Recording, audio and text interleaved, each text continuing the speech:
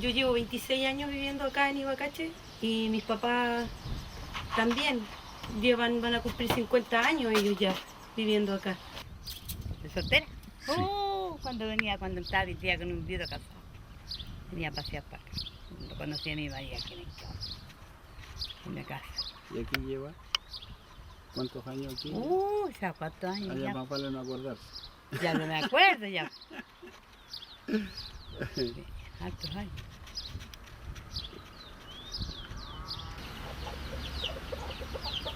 Bueno, los recuerdos más que tiene uno cuando niño, cuando quizás no alcanzó a ver, cuando hacían las misiones, aquí todo era bonito.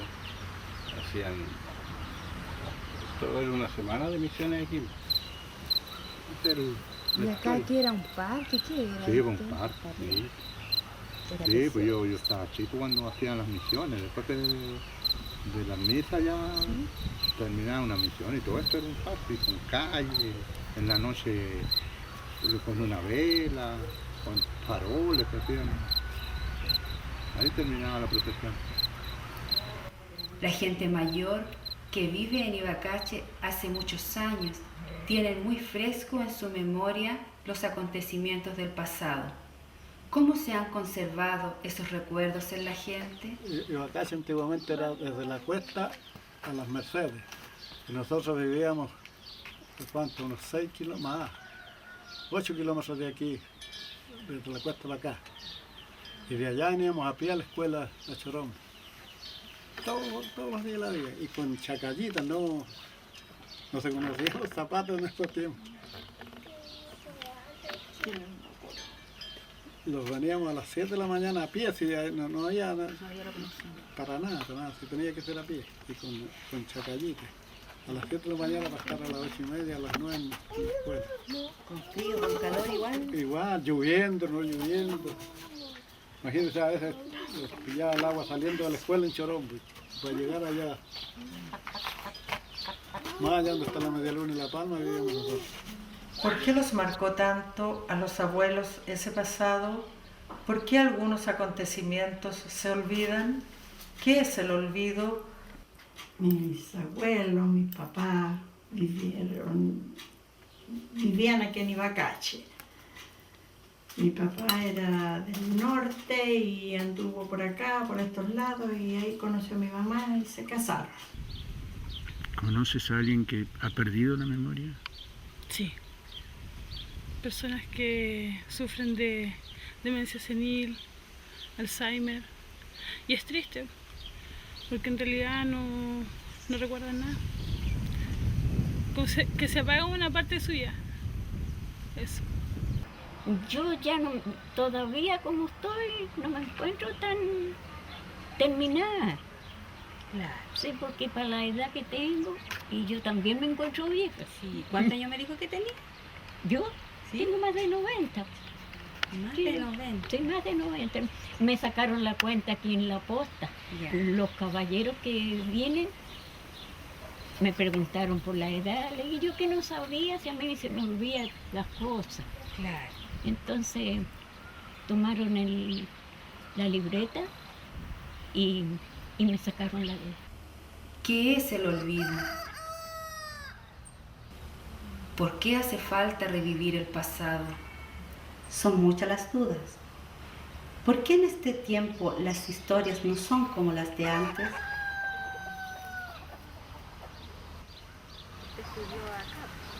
no eran colegios aquí, ¿no? Entonces todavía era muy estaba de edad, ya cuando montaba caballo, tenía una yegua tremenda, una mulata grande, carinante. El ganado aquí lo transportaban por tierra, pues. Lo iban a buscar a la Melipilla. Yo me recuerdo cuando apenas nací, pues. Mi papá también le tocaba salir, pues. Mi papá decía que él iba a Valparaíso con ganado bien con otro. A Valparaíso, imagínense, de aquí por tiempo. ¿Verdad? Y iban a buscar ganado a Santiago también. Después ya lo empezaron a saber por tren, creo. Y ahí lo saben de Melipilla de acá. Tuvieron hartos hijos, 9 hijos, ¿cuántos son? 10. 10 hijos. Y ahí vivíamos con la abuelita y el abuelo, por parte de mi mamá. Mi abuelo Javier era el carretero que hacía las carretas acá en Ibacache. Todas esas carretas que las usaban con bueyes, le ponían unos yucos a los bueyes con unos corriones y ahí ellos tiraban la carreta. Y todo eso lo hacía él. Y mi abuelita, por parte de mi mamá, era partera. Cuando se enfermaban las señoras, para tener la guaguita, la venían a buscar a caballo, lloviera, no lloviera, la llevaban igual. Y ella recibió mucha gente de aquí, ahora que ya están de edad, gente, los recibía a ella. Y lloviera, no lloviera, ella salía igual, la venían a buscar y iba, porque era muy buena señora, muy buena partera. Que nos cuente un poquito su experiencia, digamos, de la vida. Bueno, la infancia en el campo fue muy dura. Nosotros vivíamos donde está la media luna de los Calantes, ubican ustedes, Sí. más allá. Y veníamos a la escuela de Chorón, pues imagínense, a pie. Le exigían estar 6 años en el colegio, 7 años en el colegio. Y después apenas usted salía del colegio, llegaba el administrador a decirle: tu hijo salió de la escuela y por lo tanto tiene que salir a trabajar. Tiene que salir a trabajar. No es que siquiera Claro, o... Claro, era una obligación. era una obligación. Sino que le dijeran, mira, ¿quieres trabajar tu hijo? No, tiene que salir. Y pagaba yo, cuando entré a trabajar tenía 14 años. Así. Pagaban $1. $1, ¿sabe usted cuánto es $1? Que no sirva nada. ¿Y los horarios de trabajo eran? Los horarios de sol a sol. De sol a sol. Cuando salía el sol tenía que estar trabajando, ¿no? Porque lo más que se trabajaba aquí eran las araduras, con caballos, no había tractores. Y el horario era que cuando salía el sol tenía que estar ya arando, tomaba desayuno. Y la salida era cuando se perdía el sol. Así era en el campo. Trabajábamos después en las cosechas hasta las 11 de la noche, cargando secadores. Hasta las 11 de la noche, porque el maíz no podía quedar ensacado, porque venía medio húmedo y al otro día amanecía, pero hirviendo desde que llegaba húmedo. Entonces tenía que quedar cargado. ¿Por qué los marcó tanto a los abuelos ese pasado? ¿Por qué algunos acontecimientos se olvidan? ¿Qué es el olvido? ¿Qué es el olvido? ¿Qué es el olvido? ¿Por qué hace falta revivir el pasado? Fue muy duro el campo, muy duro. Por eso la gente después se rebeló cuando se llegó la oportunidad en la presidencia de Eduardo Frei Montalva. Dio la oportunidad de poderse organizar. Entonces la gente pues estaba aburrida. ¿Y quién? Nadie reclamaba, no se podía reclamar. Bueno, si no te gusta, te vas. ¿Y quién se iba? ¿Para dónde se iba? No había otro lugar. No, pues nadie tenía su casa propia. Si todos vivíamos en casa de fondo. ¿Y usted para dónde se iba? Lo echaban, encontraba trabajo en esa parte por represalia, le comunicaba a los patrones, a los dueños, mira, no, este es revolucionario, en fin, ya. Costaba mucho a la gente que por desgracia se iba, para encontrar a dónde ir. Tenía que aguantar. Tenía que aguantar lo que viniera. Sí. Ahora dicen que la vida de antes era mejor. Mentira. Mentira.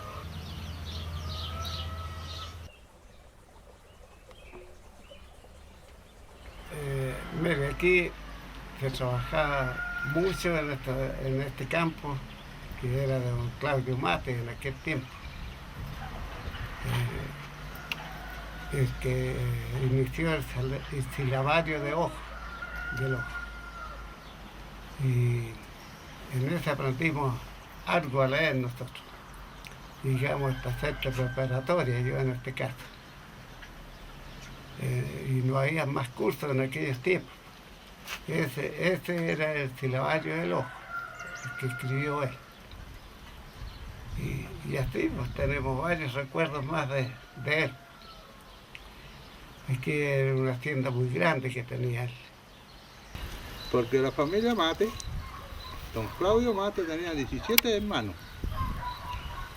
Uno se llama Domingo Mate, Claudio Mate, Arturo Mate, que fueron los... Arturo Mate fue el de la presidencia. Se presentó a la presidencia. Ese es Claudio Mate Pérez. Don Claudio Mate lo dio todo por la educación, que usted sabe que hizo escuela. Tenía 2 hijos, Fernando y Guillermo, que ese Fernando lo mató un cura. ¿Usted sabe qué? Ya, porque aquí sabían cura, siendo don Claudio masón. Pero ellos sabían cura porque en esos años robarle al patrón era un pecado. Claro. Entonces ellos sabían ese cura porque le decían que le habían robado. Entonces en mayo la gente lo despedía y ellos no sabían por qué lo vieran ni otra prueba. Y un cura fueron a los patos ahí en la laguna de la Ayala, la llamaban antiguamente esa laguna ahí en Puerto Verde. Sí. ¿Ah? Y ahí el cura mató al hijo de Claudio. ¿El occidental? Occidental, sí. ¿Y acá existe, todavía está la capilla? Sí, sí. Sin pena, sí. ¿Verdad? ¿Escucha sí, cosas? Sí, sí. ¿Pero todo el día? No, de repente. Mire, yo no tengo miedo porque ¿qué me puede hacer Pero los niños chicos ven una señora que es del pelo blanco. Ah, ¿la viste? Sí, hartos niños la han visto. Y según don Guillermo Prieto me decía que esa tía, él le dice tía, que era una escultora.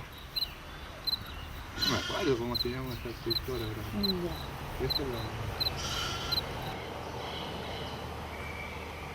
es de una historia que sucedió aquí, nunca se supo la verdad, que se haya aparecido la Virgen. Se comentó mucho, vinieron reporteros y salía la imagen de la Virgen, donde la fotografiaron los reporteros. Y después apareció en el BEA, ese diario más común que había en esos años, el BEA. Ahí aparecía la Virgen al lado de un naranjo, pero como una Virgen, una imagen pero auténtica. ¿Cómo lo hicieron? Nunca se supo. ¿Cómo lo hacían? Llegaban en la noche a hacer entrevistas a los que vieron la Virgen. Yo le pregunté al cuidador, a Viviano Concha, que acaso era verdad. No, dijo, es mentira. Y la patrona estaba muy interesada, la hija de don Claudio Mate, la señora Rosa Elvira Mate. Quería saber la realidad. Fue y le fue a preguntar, lo entrevistaron y total. Ella quería hacer un templo ahí.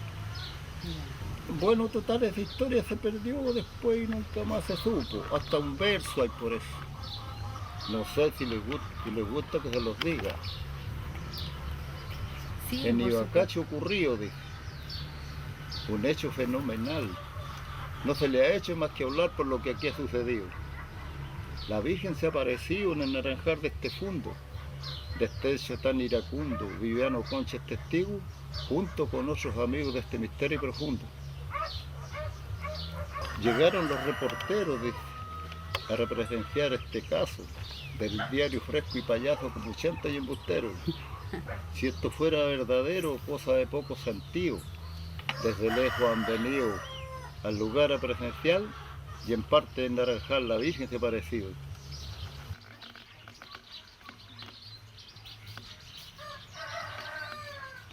¿Y usted cuándo llegó a vivir En acá? el año 73. Pero aquí Sí, aquí mismo en la sí, casona. sí. Ya. Porque ahí compró mi papá, son 4 hectáreas realmente.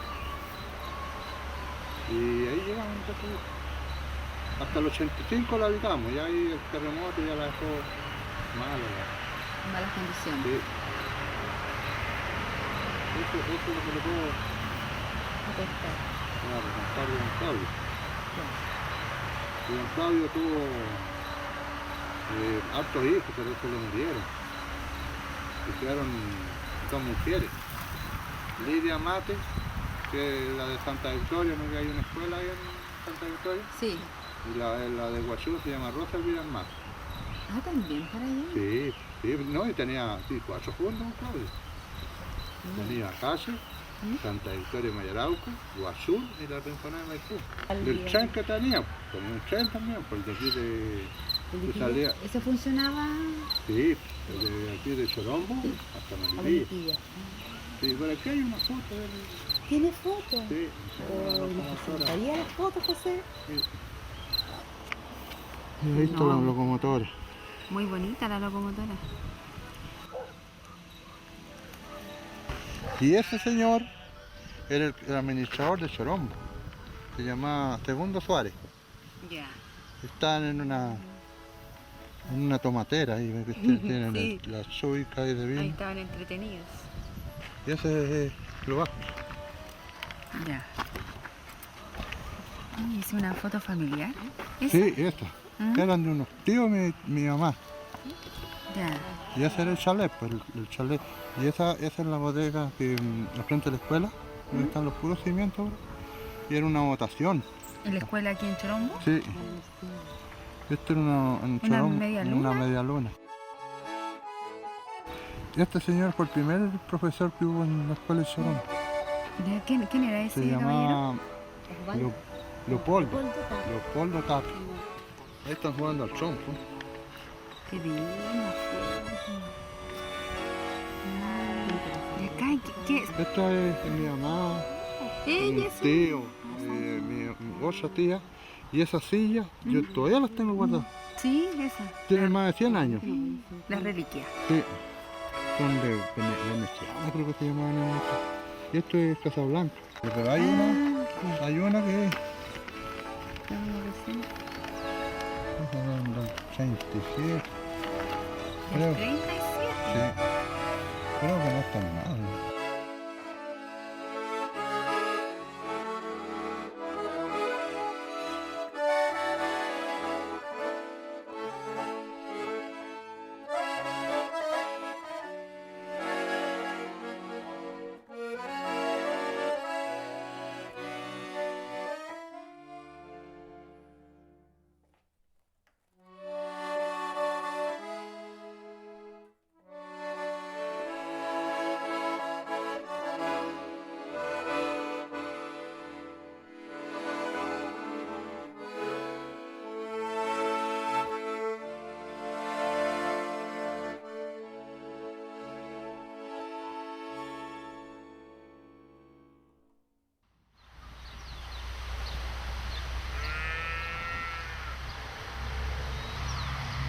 Nosotros el año 65, ¿no es cierto?, éramos inquilinos de acá de este fondo. El año 65 lo organizamos en un sindicato para poder exigir, ¿no es cierto?, mejores condiciones de trabajo y algunas otras garantías. Posteriormente a eso nosotros seguimos pidiendo, ¿no es cierto?, que el fondo se expropiara y pasara a las manos de los trabajadores, de los inquilinos. Posteriormente nosotros empezamos a escuchar, ¿no es cierto?, que se creaba una ley de reforma agraria, donde nosotros empezamos a hacer las averiguaciones y consideramos que era conveniente nosotros como trabajadores pedir la expropiación del fondo.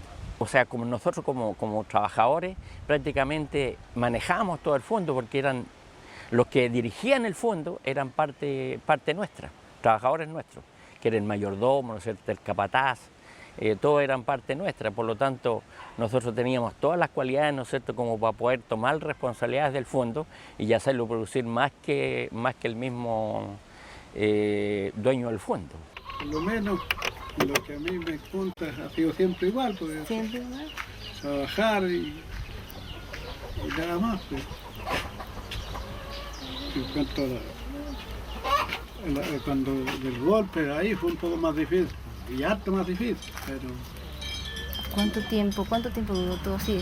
Como la parte más difícil, la parte más... La parte más difícil fue el 73, como hasta el 85, una cosa así. ¿Y cómo le afectó a usted? ¿Directamente a usted, a su familia? A mí en especial que me tuvieron varias veces detenido y los castigaron también. Pero la familia, claro, sufría por el hecho de no estar nosotros aquí. Incluso estuvimos un tiempo que estuvimos perdidos, como 8 días perdidos que no sabían dónde estaban. Y los tenían en Santiago, en la Vina creo que era. Y después en esa parte que llaman Dos Álamos. Dos Álamos creo que lo llamaban. O sea, fue un tiempo difícil y muy difícil. Muy difícil, demasiado difícil.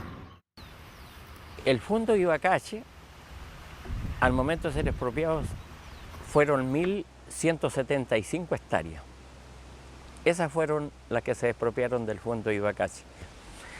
Entonces, después vino, nosotros al formar la sociedad éramos 47.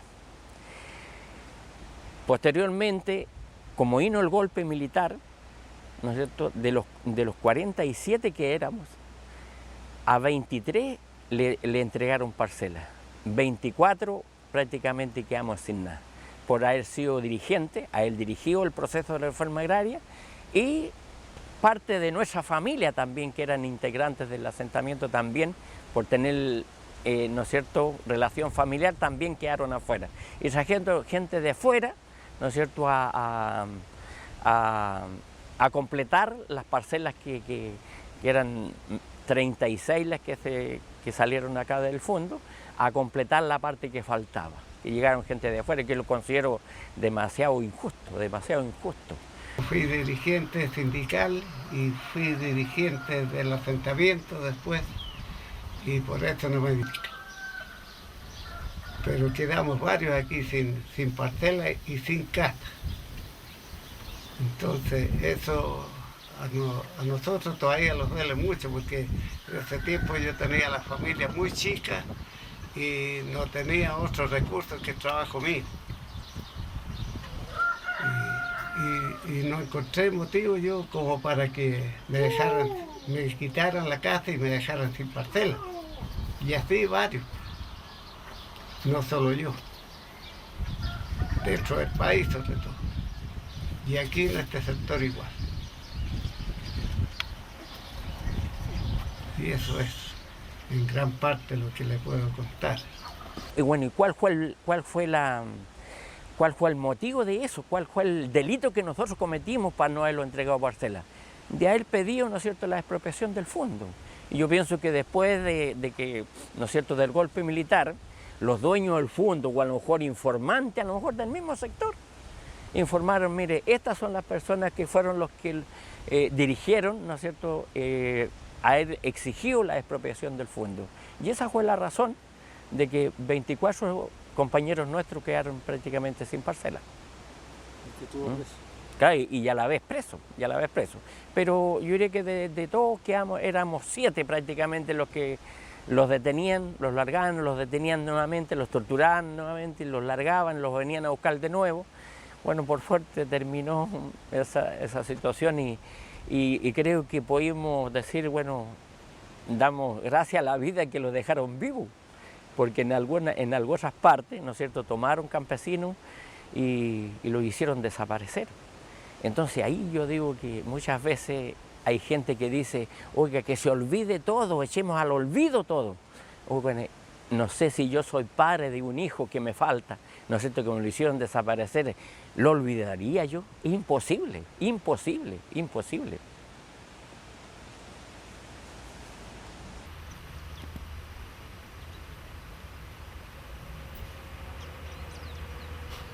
El año 70, el 30 de diciembre del año 70 tomamos posesión del fuendo nosotros.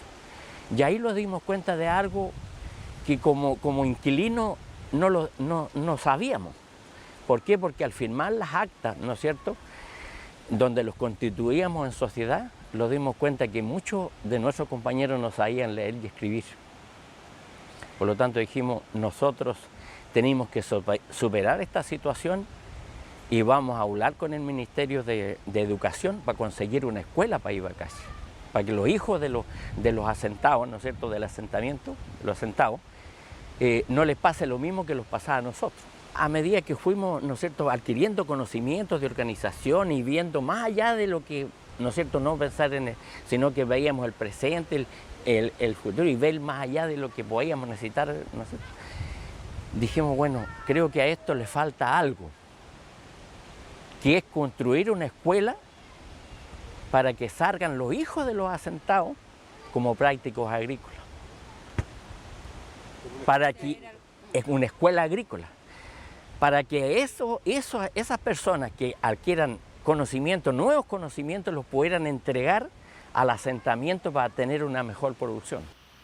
Empezamos a buscar quién lo pudiera apoyar en esta idea y encontramos en Santiago, en el SAS Central, y dijeron, miren, nosotros estamos dispuestos a apoyarlo, pero ¿con qué se ponen ustedes? Llegamos al acuerdo que donamos el terreno y a la vez el 50% del valor de esta escuela que está a mi espalda. Y se empezó a construir más o menos a mediados del 71. Se terminó casi al término del 72 la construcción.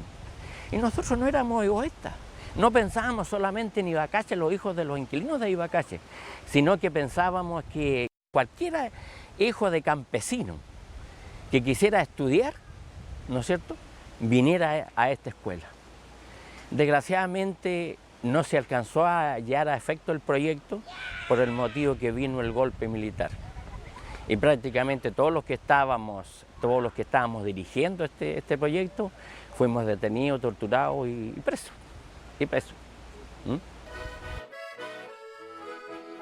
Entonces, lo lamento porque creo que la historia de Ibacache, como les he contado con todo esto, la historia es mucho más larga, ¿no es cierto? La cuento muy reducida, ¿no es cierto? Porque ustedes saben lo que significaba organizarse, pensar, reunirse en la noche para poder entonces que no supiera el patrón quién los que estaban organizando. Todas esas cosas sucedieron para llegar, como le digo, que nosotros tuvimos un asentamiento, yo diría que de lujo. ¿Contemos historias de terror? Sí. Yo me sé una, la de la Llorona. No, fome. Yo me sé una. Mi abuelito me la contó, una leyenda de la zona, la de los duendes. Sí. ¿Y cuál es eso?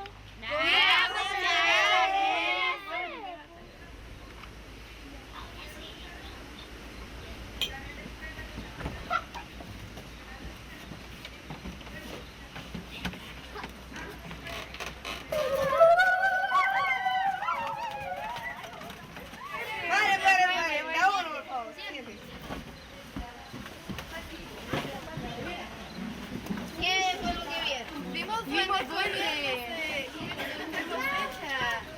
Y eran repítame. Vimos duendes comiéndose nuestra cosecha.